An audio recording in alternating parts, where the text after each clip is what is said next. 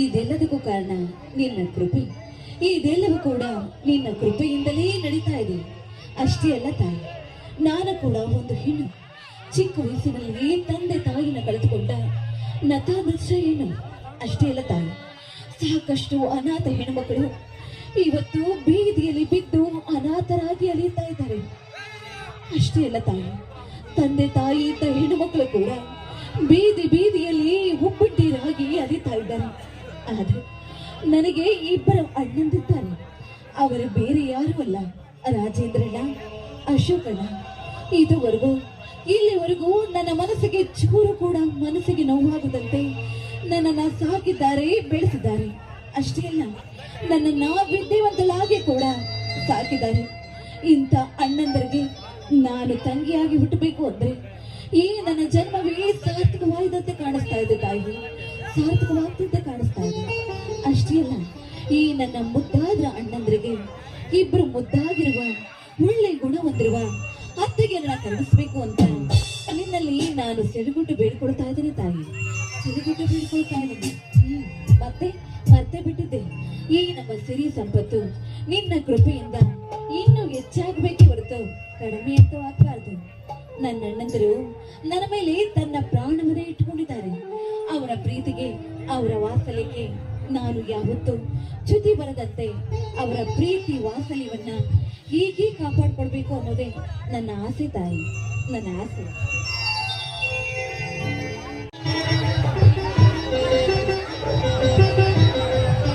ಅಮ್ಮ ಸುಮಾ, ಪೂಜೆ ಮುಗೀತೇನಮ್ಮ?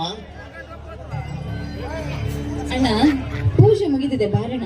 ಅಣ್ಣ, ತೆಗೆದುಕೋ ಪ್ರಸಾದವನ್ನ.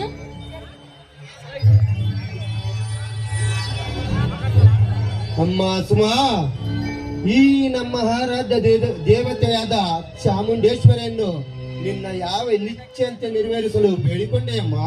ಅಣ್ಣ, ಇಷ್ಟೇ ಆಗ್ಲಿ, ತಂದೆ ತಾಯಿನ ಕಳೆದುಕೊಂಡರು ನಾನೊಬ್ಳು ಅನಾಥ ಹೆಣ್ಣು ಅಣ್ಣ. ನನ್ನ ಎತ್ತವರಿಗಿಂತ ಹೆಚ್ಚಾಗಿ ಪ್ರೀತಿ, ವಾತ್ಸಲ್ಯ, ಮಮತೆ, ಕರುಣೆಯಿಂದ ನನ್ನನ್ನ ಸಾಕಿದ್ದೀರಾ, ಬೆಳೆಸಿದ್ದೀರಲ್ಲ. ಅಷ್ಟೇ ಅಲ್ಲಣ್ಣ, ನನ್ನನ್ನ ವಿದ್ಯಾವಂತೆಯಾಗಿಯೂ ಕೂಡ ಮಾಡಿದ್ದೀರಾ. ನೀನಂತ ಅಣ್ಣಂದರನ್ನ ಪಡೆದಿರೋ ನಾನು ತುಂಬಾ ಅದೃಷ್ಟವಂತೆ. ಅದರಂತೆ ಈ ನನ್ನ ಅಣ್ಣಂದರಿಗೆ ಯಾವ ಕಷ್ಟ ಕಾರ್ಪಣ್ಯ ಬರದಂತೆ ಕಾಪಾಡು ಚಾಮುಂಡೇಶ್ವರಿ ಎಂದು ಕರುಣಾಮಯಿಯಾದ ಈ ತಾಯಿ ಹತ್ರ ನಾನು ಸೆರಗುಂಡಿ ಬೇಡ್ಕೊಂಡೆ ಅಣ್ಣ. ಚೀ ಹುಚ್ಚಿ ಹುಡುಗಿ, ಇಷ್ಟಾದರೂ ಮಾಡದಿದ್ದರೆ ಇನ್ನೇನು ಪ್ರಯೋಜನ?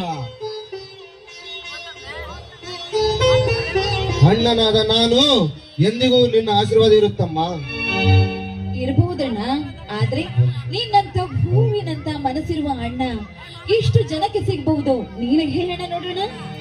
ನೋಡು ಸುಮಾ, ನನಗಿಂತ ಒಳ್ಳೆಯ ಹೃದಯವಂತ ಅಣ್ಣಂದಿರು ಸಾಕಷ್ಟು ಇದ್ದಾರೆ ಈ ನಮ್ಮ ಸಮಾಜದಲ್ಲಿ.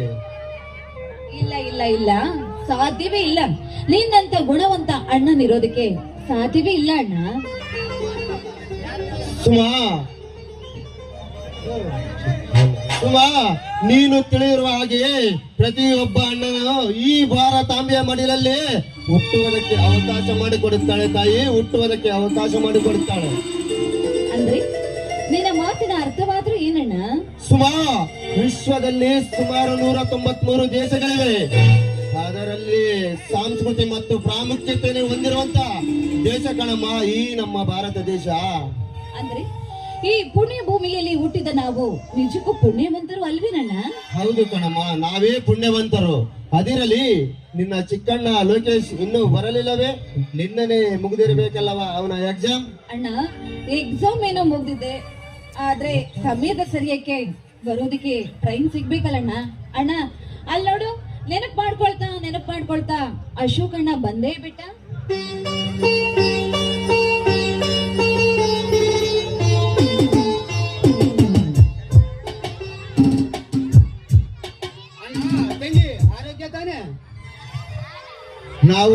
ನಾವು ಆರೋಗ್ಯದಿಂದಿದ್ದೀವಿ.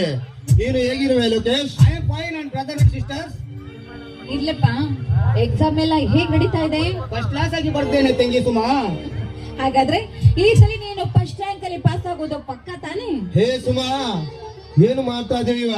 ಇಡೀ ಸ್ಟೇಟ್ ಗೆ ರ್ಯಾಂಕ್ ಬರುತ್ತಾನೆ ಈ ರಾಜೇಂದ್ರನ ತಮ್ಮ ಲೋಕೇಶ್. ಹೌದಣ್ಣ, ನಿನ್ನ ಆಶೀರ್ವಾದ ಇವರವರೆಗೂ ಈ ನಿನ್ನ ತಮ್ಮ ಲೋಕೇಶ್ ಯಾವತ್ತೂ ಹಿಂದಕ್ಕೂ ಜರುಗುವುದಿಲ್ಲ. ಶಬಾಷ್ ಲೋಕೇಶ್ ಶಬಾಷ್, ನಿನ್ನಂತ ಸಹೋದರನ ಪಡೆಯೋದಕ್ಕೆ ನಾನೇ ಭಾಗ್ಯವಂತ. ಅಣ್ಣ ಅಣ್ಣ ಏನಾದ್ರೂ ಫಸ್ಟ್ ರ್ಯಾಂಕ್ ಅಲ್ಲಿ ಪಾಸ್ ಆದ್ರೆ ತೆಂಗ್- ವಿಶೇಷವಾದ್ರೂ ಏನಂತ ಹೇಳ್ತೀಯಣ್ಣ? ಲೋಕೇಶ್ ತಂಗಿ ಸುಮಾ, ನೀನು ಏನು ಕೇಳ್ಬೇಕು ಅನ್ಕೊಂಡ್ರಿ ಅದನ್ನು ಕೇಳು, ನಾನು ಕೊಡಿಸುತ್ತೇನೆ. ಸುಮಾ, ನನ್ನ ತಮ್ಮ ಸ್ಟೇಟ್ಗೆ ರ್ಯಾಂಕ್ ಬಂದರೆ ಇಡೀ 16 ಹಳ್ಳಿಗಳಿಗೆ ಹೋಳಿಗೆ ಊಟ ಹಾಕಿಸ್ತೇನಮ್ಮ. ಅಣ್ಣ ಬಂದರೆಂದು ಅನುಮಾನ ಮಾಡದಿರಣ್ಣ. ಈ ನಿನ್ನ ತಮ್ಮ ಲೋಕೇಶ್ ಯಾರು? ಸುತ್ತ 16 ಹಳ್ಳಿಗೆ ಜಮೀನ್ದಾರವ ರಾಜೇಂದ್ರನ ತಮ್ಮ ಎಂದು ಮರೆಯಬೇಡಣ್ಣ, ಮರೆಯಬೇಡ. ನಿನ್ನ ಅಣ್ಣ 16 ಹಳ್ಳಿಗೆ ಜಮೀನ್ದಾರ ಆದರೆ ನೀನು ಇಡೀ ಕರ್ನಾಟಕಕ್ಕೆ ಒಳ್ಳೆಯ ಸಾಧಕನಾಗಬೇಕು ಲೋಕೇಶ್, ಒಳ್ಳೆಯ ಸಾಧಕನಾಗಬೇಕು. ನಿನ್ನ ಆಶೀರ್ವಾದ ಒಂದರಲ್ಲಿ ನಿಮ್ಮ ಆಸೆಯನ್ನು ನಾನೇ ನೆರವೇರಿಸುತ್ತೇನೆ. ಸರಿ ಸರಿ, ಅಣ್ಣ ತಮ್ಮದ್ರು ಹೀಗೆ ಮಾತನಾಡ್ತಿರ್ತಿರೋ, ಊಟಕ್ಕೂ ಬರ್ತಿರೋ. ಹೋಗೋಣ ಅಣ್ಣ, ಕೈ ತಂಗಿಯರು ಇತ್ತದೆಂದು ಬಹಳ ದಿನಗಳು ಕಳೆದು ಹೋದವು.